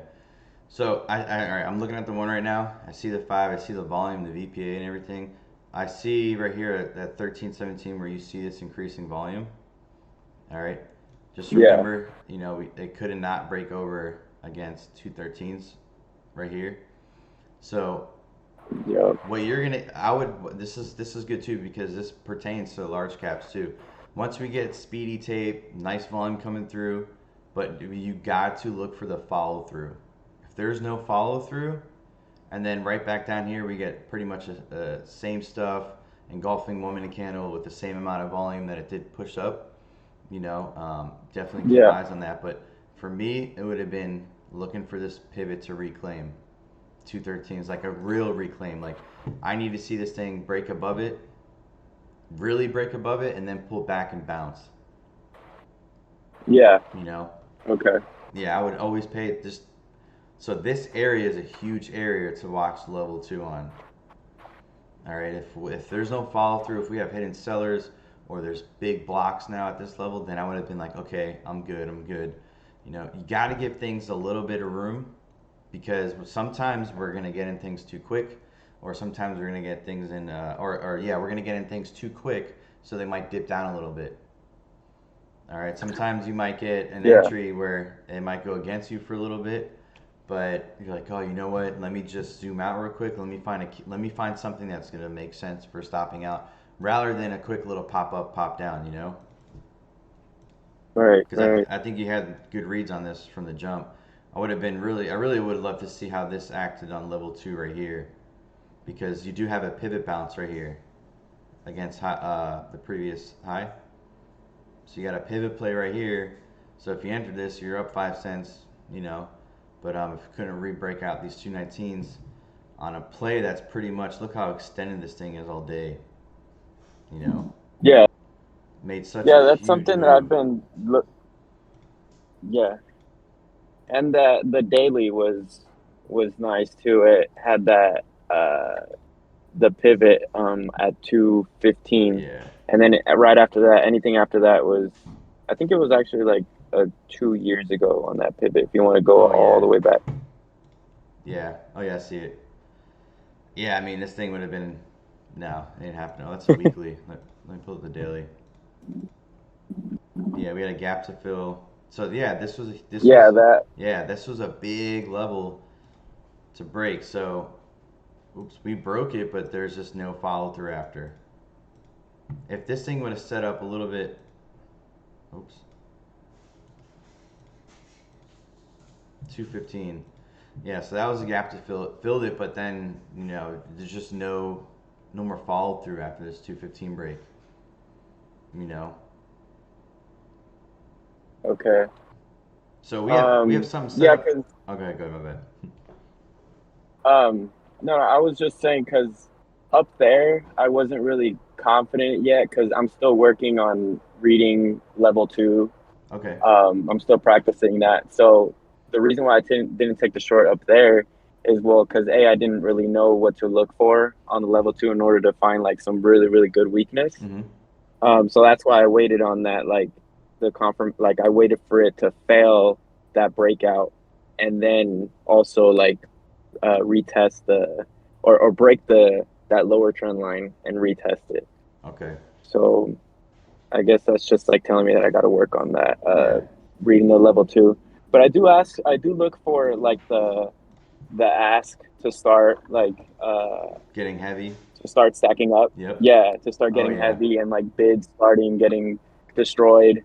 Let's go. Yep. That's good. It's definitely good. I know for me, for anything that has like an extended move, once we get the first 5 to make a new high and stuff, or even say this would have happened up here and then stuff, and then it's time. Okay, maybe I want to join trend on this because this thing is no longer breaking out. It tried to fill gap territory. It honestly filled the gap. Maybe not really because it actually hit the floor, so it actually couldn't really break those 215s and have crazy follow through on that one. Biggest thing too is always remember where they're setting up from. It's like, yeah, this is great and all, but the stock's already moved, 40 cents from open, and then always look at the range on the daily with these things too. This is going to be a stock to keep on watch because I think a lot of people were trying to fade this whole thing. Get it over that. Yeah, well, I think a lot of people thought there's going to be some continuation after 11:14 on that. So definitely keep that one on watch still for some continuation. I hope we get some things with new momentum. Did that cool. stock? Thanks, Mike. What is it? Sorry. Oh, you're welcome. Ticker or trader. What were we gonna? I was wondering that. Yeah. ARDX, is that what it is? Yeah, ARDX. Did that thing have any news or anything that came out? Because when I look at those, like especially on the dailies, like if it's going to break out or try to fill a gap or something, I always wonder, why would it, right? So I'm always like looking for news or something. I was just curious on this one. Did it have any news or anything that came out that day? No, I mean, no. I'm just saying that it's top trending on Discord. Dude, I remember a few years ago it was not like that. It was like Twitter or stock tweets. So funny how everything changes. But no, I don't think this thing had any crazy news. On the 14th. Yeah, Okay. it didn't have any news, and then I noticed like on the daily on Friday the volume was like lower than the previous day. So that's another thing that I look for when I take these shorts on like the extended names on the day. Oh yeah. So if you notice on the daily the volume's a lot shorter, or it's like almost half. Yeah. Look at this right here too. It gapped up. Buyers really stepped up good on this one on the 17th. Wow, this is a pretty much all after hour move. Once this thing failed.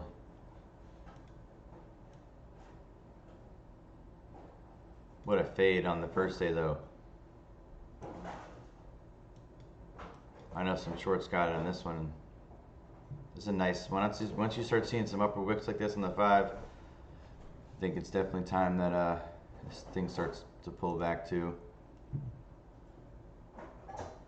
Yeah, the shorts have been super nice on small caps, and it's funny because I used to always be taking the 5-minute flags. Honestly, I learned them from you, and as soon as I noticed that you switched over to large caps, I felt like I needed to also make a change to something because we're not getting like the same follow through that we were seeing a couple months ago Yeah. on the 5-minute flags. So.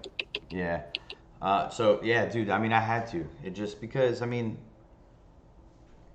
it was just there's so much more opportunity out there, you know. And I'm not saying you can stick to this, but it's like how much money are we gonna be able to scrape out of this? Because I mean, this has been such a profitable pattern, but this pattern also needs to be off of strong momentum, things with a catalyst, 52-week high volume, 100 mil, 200 mil type of days, not these 20 mil days, 10 mil days, or we got a flag forming and there's only 670,000 volume. I mean, I can alert something like that and bring like 200-300K to it, no problem. But those are not, it's going to be dog versus dog. So some of these I almost rather trade silently now because, you have like a responsibility almost, when you're trading and mentioning stuff, you don't want people to get bagged, but obviously if people are watching my videos and learning and see what I want to see too, then you'll be able to protect yourself too, it's almost like better to just not mention anything because you have other rooms too that'll try to scalp the alerts and like, oh, this guy brings volume, let me just scalp him real quick because I mean that's been going around for like decades already with Discord rooms and stuff like that,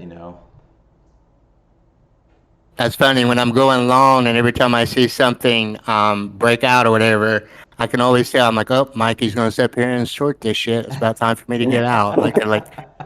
I mean, I've said it a few times that you've heard me say it. Like, oh, Mikey, you're in this one, right? Yeah, like I can predict it. So, yeah, doing this helps. Like going long too. Like, I mean, you can tell. Yep. Yeah. No. Exactly. Yeah. So there's been a few plays too where I'm like, I missed the flag, but I'm like, this thing is gonna get like, there's not gonna be like this crazy follow through because I look on the daily, I'm like, this is coming to a key level now. Like this is about to be a short, and start shorting it because I just literally the past couple, I mean, month and a half, I'm getting lucky with like TBLT and a few other ones with nice follow through, but other than that, I just I am just taking too much size, so I can't even get out of a trade without ruining it, and then everyone else gets destroyed too. So you just gotta pick and choose the poison right now. I think how do I go back to this chat? Here we go.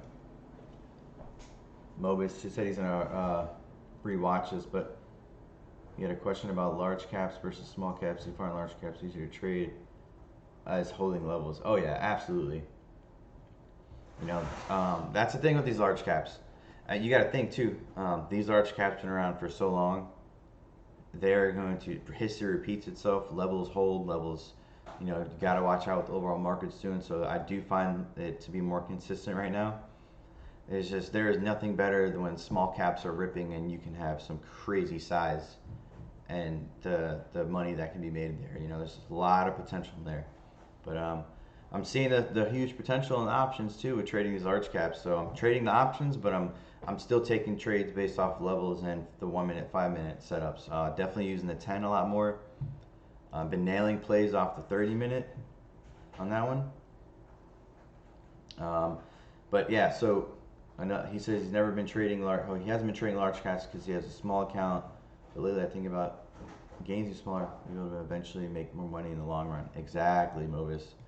So, I think that's the right attitude to have. I know he's not here, but if you can practice them long enough, build your account, then you can start taking them. If you have to open up a different broker, like if even so Ticker, if you got to use Webull, and I don't know, just look into it. Maybe you don't need to have PDT to trade with options. I think Biz messaged me the other day, said Guardian's about to open up, and where you don't have to have PDT rule with them, and that would be insane, for a lot of people,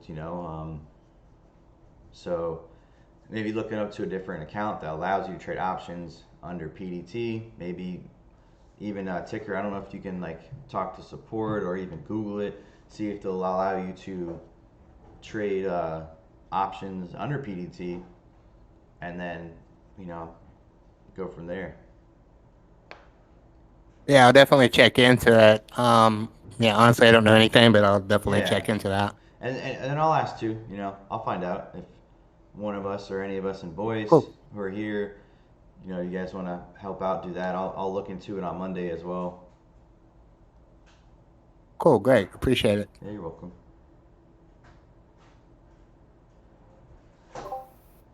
Becky, I got another question for you. Okay. Earlier, when you were maybe about 20 minutes ago, when you were talking to Ticker, I was taking some notes. You mentioned that sometimes we don't get that ideal pullback to the EMA, right? Mm-hmm. And let's say you normally take 1,000 shares, so it doesn't pull back. It's not hitting it by like 5 or 6 cents, and you only take, let's say, 500,000 shares because you want to get in case it's going to rip. Yeah. So let's say you didn't take your full position. But then you get that pullback to the EMA, and it's gonna tap it. Do you then get more shares to what would have been your full size, or do you stay like, no man, I'm staying at the 500 that I got, and I'm gonna let this work, or are you gonna go full size if it taps? Yeah. So I will take more size once it does that, because originally Okay. I wanted to hit there, but then if I take that position and it doesn't go, I gotta break even, or small loss. Yep. Got to cut even faster, probably, right? Because Yeah. you have a higher average. Yep. Okay. And then the flip side of that is, so now that I'm chasing, and if I get close to a breakout point at the top of the flag, then I gotta be, quicker to take my profits as well. Yeah. So it's definitely a fine line between of like, hey, you can't hesitate. I need to be aware of what's going on. All right. Cool. Thank you. Yeah, you're welcome. Let's see. Okay, someone want me to post the Discord link, but I'll do that later. But yeah, guys, you have any more questions? Let me see, maybe the wrong Cook's in here.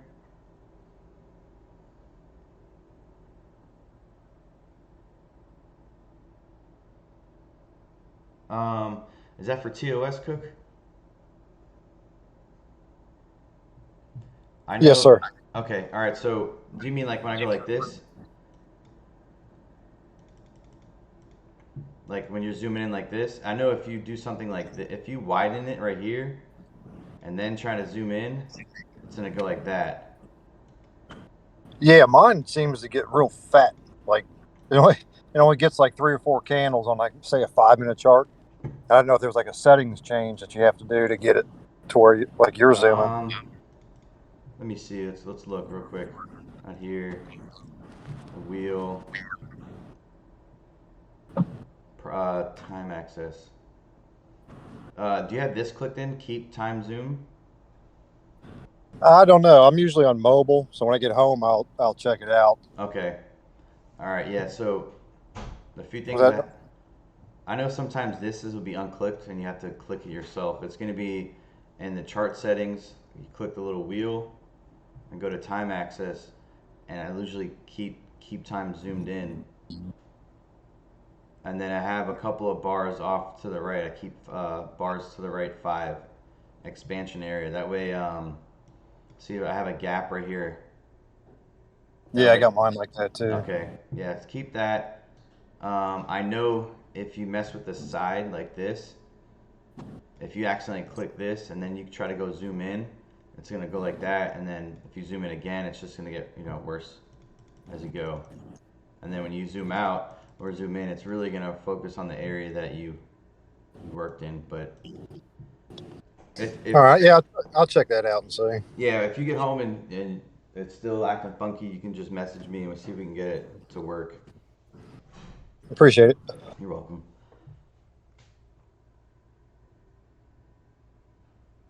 But other than that, guys, if you guys don't have any questions, we did like 2 hours almost. You know, I hope this helps, especially with like kind of leaning towards the large caps.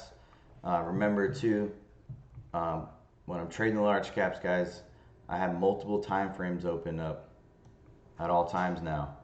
You know, so I have I got 4 monitors now. I keep one for strictly if I'm going to trade SPY. I want to keep all time frames up just so that I don't get stuck on the 1 or the 5 and then I see, you know, there's a 10-minute trend or a 30-minute trend that holds more weight on them, because the large caps, you know, the large caps are going to respect levels a lot more than the smallies. When we see the small caps, you know, so this is day 1 on ARDX, right? We can zoom left and they're going to respect the ones that are super close, maybe the day before, day later. But sometimes when we're trading these large caps, we just, bigger time frames are holding more weight than the 1 and the 5 or even the 10. So that's been the adjustment right there. It definitely, so reducing my size for the longs, definitely hitting more shorts, and just been really digging into the options and spending a lot of time studying them, charting them, and being there to trade them, because it's like I can sit on the sidelines all day trying to trade these or learn from them, but if you're not in there, it's just there's no emotion attached to it. You know, you need to learn how to maneuver around it by actually being into a position. It doesn't mean you have to be in a size that's like crazy big, or, you know, you can trade it small, just like in the beginning when I first started trading.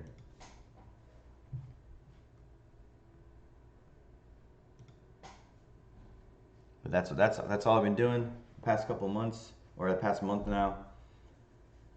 JP, you're welcome. I hope this guys helps, guys. If you guys don't have any questions, I'm gonna hop off and go do a bunch of stuff around the house.